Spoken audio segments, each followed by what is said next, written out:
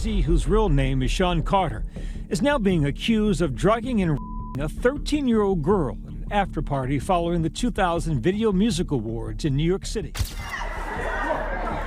I've been sent here to give y'all my truth, even at the risk of my own life, even at the risk of my own success, my own career. That concept that you gave me, that he gave me the money, that's what frustrated me, because actually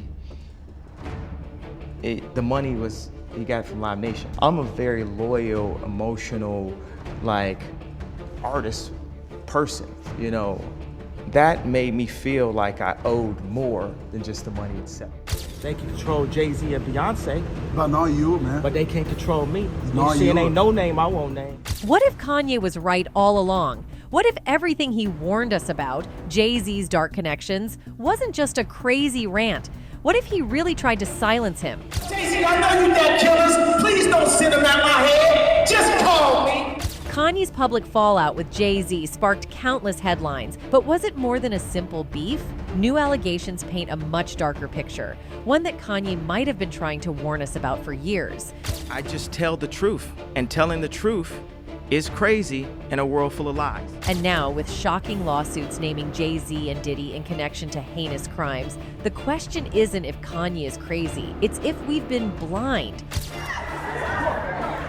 I've been sent here to give y'all my truth, even at the risk of my own life, even at the risk of my own success, my own career. What was Kanye really trying to tell us? And why does it seem like every time he speaks, someone is working overtime to shut him up?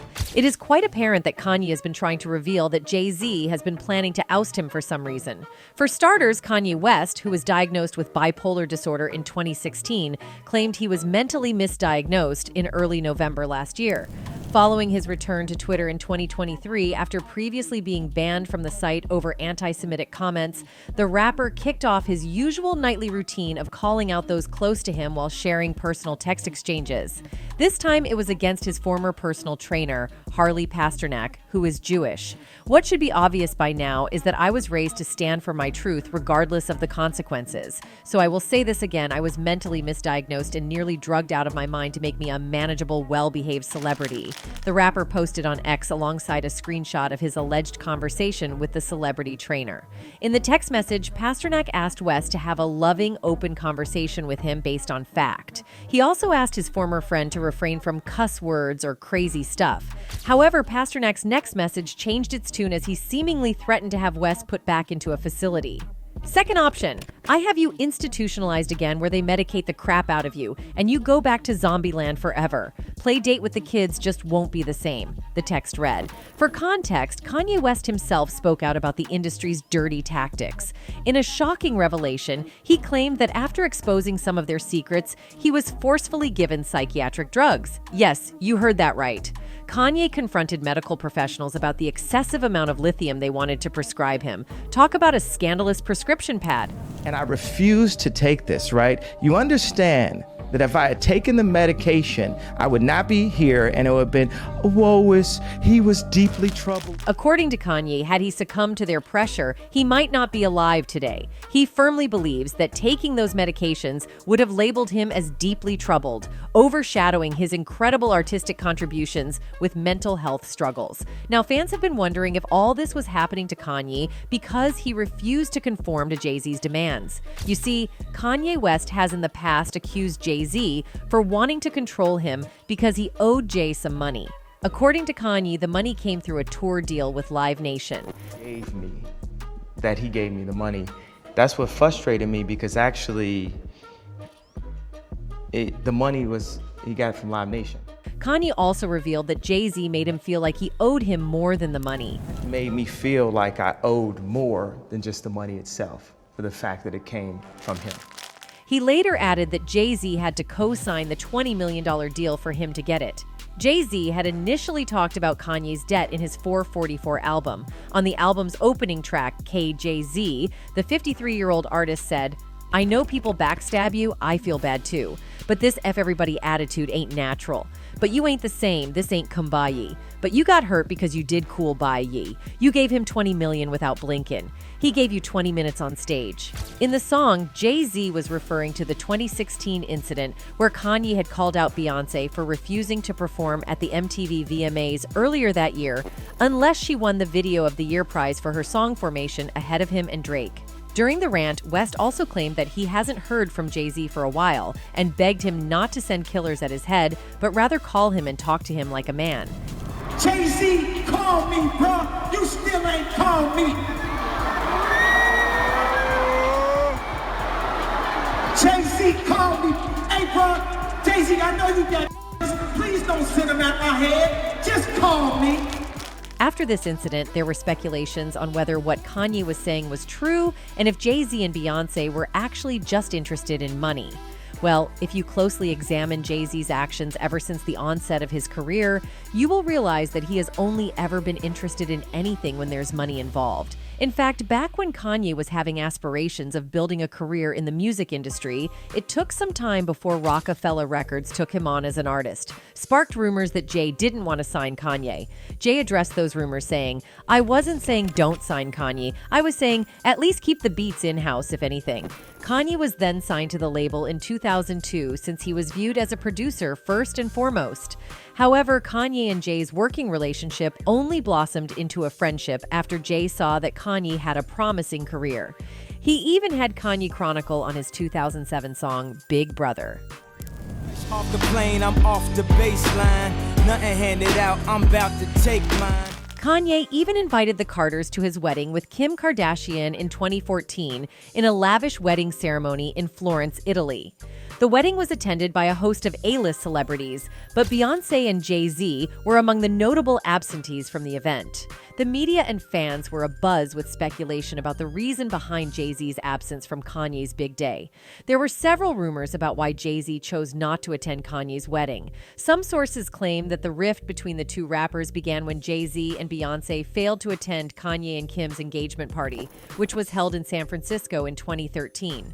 Others suggested that Jay-Z was upset with Kanye for his outspoken behavior and erratic public behavior, and his infamous interruption of Taylor Swift's acceptance speech at the 2009 MTV Video Music Awards. But maybe what was happening was that Jay was realizing that he could not control Kanye, hence he was no longer interested in keeping their friendship. In a 2015 interview with Charlemagne the God, Kanye West opened up about how Jay-Z's absence from his wedding to Kim had hurt him deeply. I was hurt about them not coming to the wedding. I understand they was going through some things, but if it's family. Kanye explained that Jay-Z and Beyonce had initially agreed to attend the wedding and had even planned to perform a song together. However, at the last minute, they decided not to attend, citing concerns about the media attention and paparazzi that would inevitably surround the event. Kanye also expressed his disappointment with Jay-Z's decision, saying that he had considered him to be a close friend and collaborator. He said that he had always looked up to Jay-Z as a mentor and had modeled his own career after him. The fact that Jay-Z had chosen not to attend his wedding, Kanye said, made him feel like he wasn't really part of the hip-hop community. He said that he had always believed in the importance of loyalty and friendship in the music industry, and that Jay-Z's absence had made him question whether those values were still respected. Kanye was also upset when Jay-Z did not visit him after his then-wife, Kim, had been robbed at gunpoint in 2016. The rapper revealed his beef with Jay-Z during his Seattle concert in October 2016. Call me after the robbery. You say how you feeling. You want to know how I'm feeling? Come by the house. Bring the kids by the house. Well, Kanye seems to have cut ties with the Carters and is now exposing them for who they are. In an interview with TMZ, the Yeezy mogul revealed that Jay-Z and Beyonce were among the artists who were being controlled by higher powers. They can control Jay-Z and Beyonce. But not you, man. But they can't control me. Not You see, it you. ain't no name I won't name. While there is no substantial evidence to prove that Jay-Z was actually trying to control Kanye, the Carters have been subject to rumors that they actually have some control over award ceremonies. In fact, Beyoncé raised a few eyebrows during the 2023 Grammys when she stood to receive her award before her name was even read. Then another Grammys video went viral showing producer Diplo seemingly mouthing, "They bought that." Beyonce. What's more, a few days after the Grammys, Billboard published their list of 50 greatest rappers of all time and put Jay-Z at the top of that list.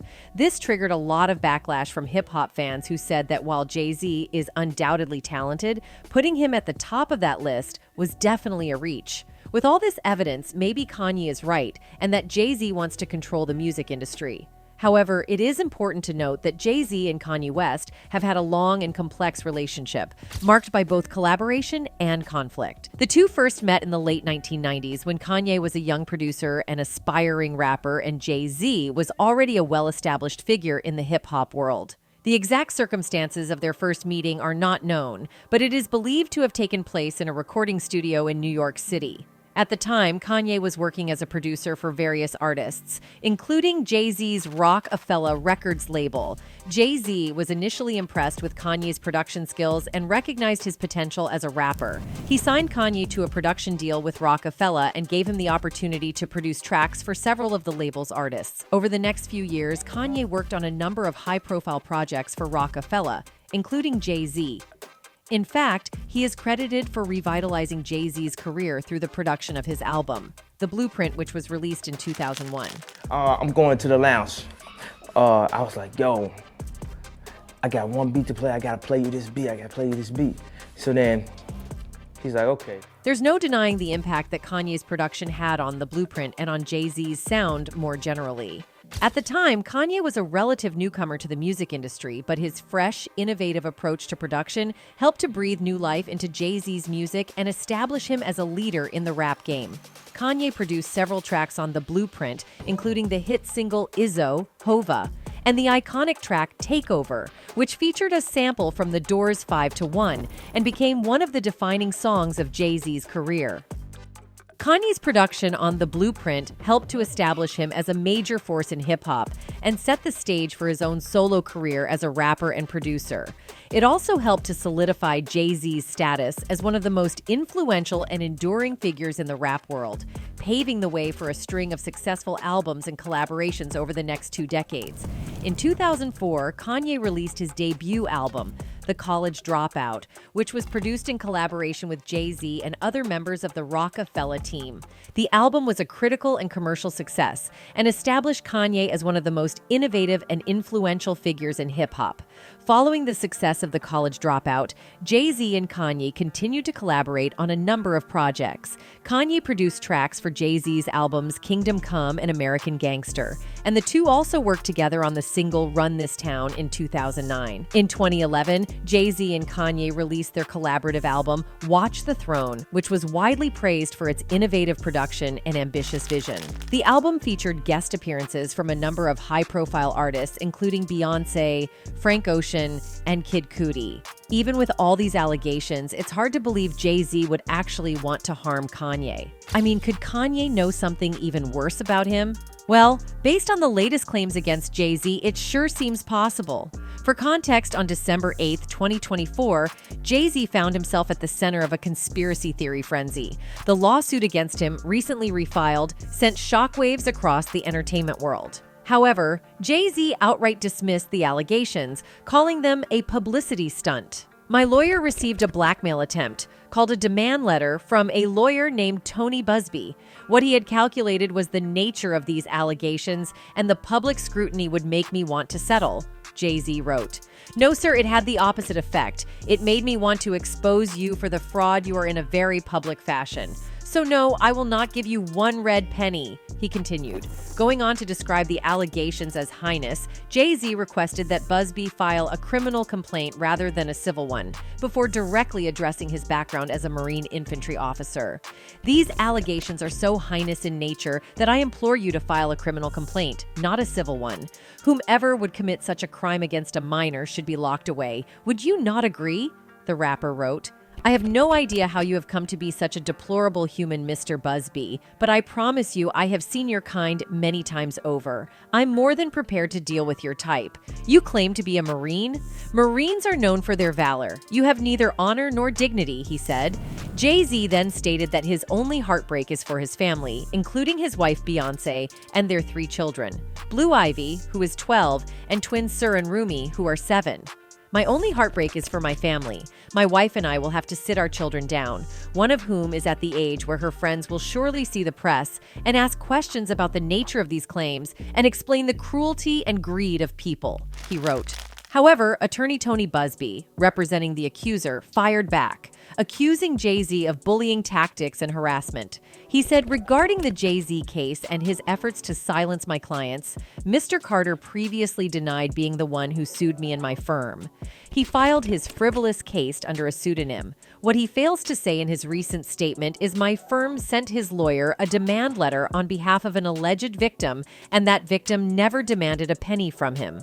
Busby then continues, instead, she only sought a confidential mediation. Since I sent the letter on her behalf, Mr. Carter has not only sued me, but he has tried to bully and harass me in this plaintiff.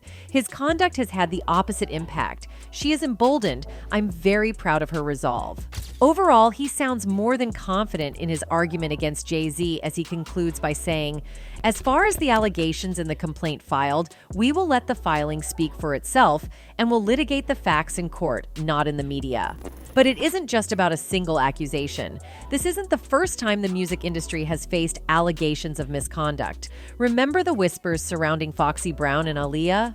Fans are now revisiting those stories with fresh eyes. For context, Foxy Brown allegedly confessed that her ticket to rap stardom came at a cost, and it all happened while she was young. There are rumors that she claims Jay-Z, then 27, took her V-card when she was just 15, and that Hova, who as the story goes, has a horse-like you-know-what, funded her shopping trips and pampering at hair and nail salons while she was still in high school, all to get into bed with her. In the beginning, we'd jump in the van, we'd go to Maryland, we'd go anywhere. You know what I'm saying? But wait, there's more. Allegedly, Jay-Z, according to Foxy, has a thing for trans people. The claim is that she said she discovered this after one began calling and harsing her shortly after Jay-Z gave her the G infection. I think about what I'm gonna say. Okay. You know what I'm saying? I think about what I'm gonna do.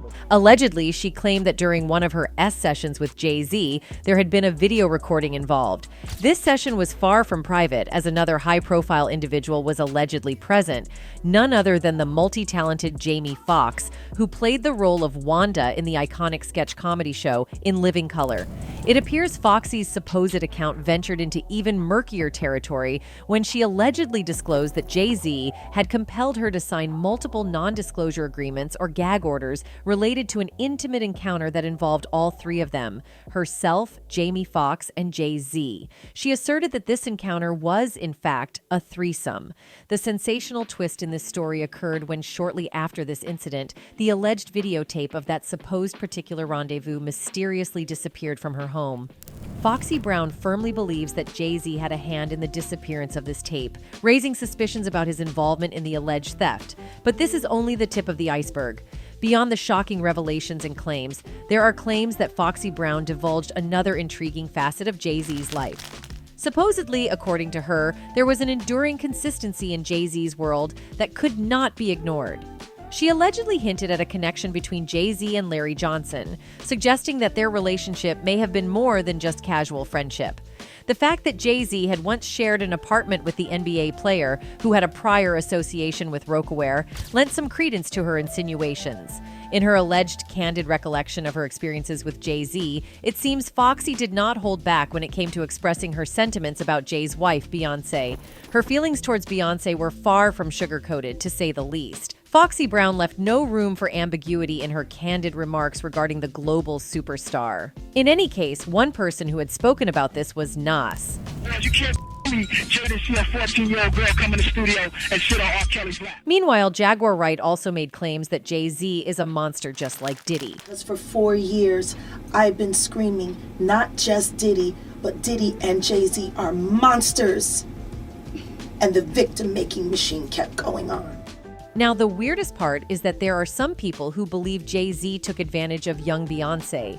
Jay-Z and Beyoncé are arguably the Hollywood power couple, but that doesn't mean their relationship was without its complexities.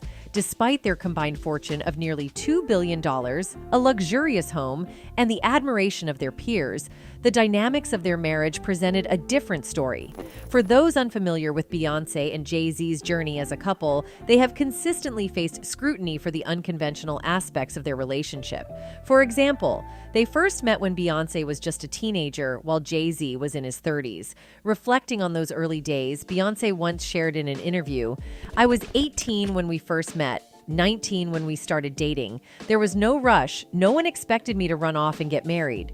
The couple officially began dating when Beyoncé was 19 and Jay-Z was 31, sparking concerns among fans, with some speculating about the possibility of Beyoncé being you-know-what by Jay-Z. Right into how did two of the biggest names in music even meet? Well, we met a long time ago. Award shows, a lot of different performances. Setting aside the age gap, observers have also raised eyebrows about the uneven power dynamics right from the beginning. When Beyoncé and Jay-Z embarked on their romance, Beyoncé was already quite popular, but Jay-Z was an industry heavyweight with significantly more clout and influence than she had at the time. This, coupled with their age difference, led to doubts and conversations about how imbalanced the relationship might have been from the start. However, over the years, the playing field has somewhat leveled out because Beyoncé has become the biggest artist in Hollywood. She's literally the most decorated artist ever and holds the Grammy record as the most awarded person in the history of the awards. But even with this, fans still feel a certain way about the marriage. So Jay-Z has faced criticism, with some labeling him as a P-dater. Then there's also the fact that Jay-Z was Beyoncé's first real relationship. She has opened up about how she didn't have the typical childhood or teenage years because she was super focused on her career. She said, "My teenage years were about the grind. I grew up hearing this particular scripture from James 2:17. Faith without work is dead. Vision and intention weren't enough. I had to put in the work. I committed to always being a student and always being open to growth. My energy went into Destiny's Child and the dream of us getting a record deal and becoming musicians. If something wasn't helping me reach my goal, I decided to invest no time in it. I didn't feel like I had time to kiki or hang out. I sacrificed a lot of things and ran from any possible distraction." Beyoncé wasn't just 12 years younger than Jay-Z, but she was also pretty inexperienced when it came to relationships, adding an extra layer of sketchiness. As time passed, speculation started about whether she felt confined in the marriage, especially now that she's older and had more experience. In any case, it seems fans are finally connecting the dots. Some believe these lawsuits are just the beginning of a larger unraveling. Could this mark the end of an era for figures like Jay-Z and Diddy? Only time will tell. Anyway, that's it for this video, folks. Bye.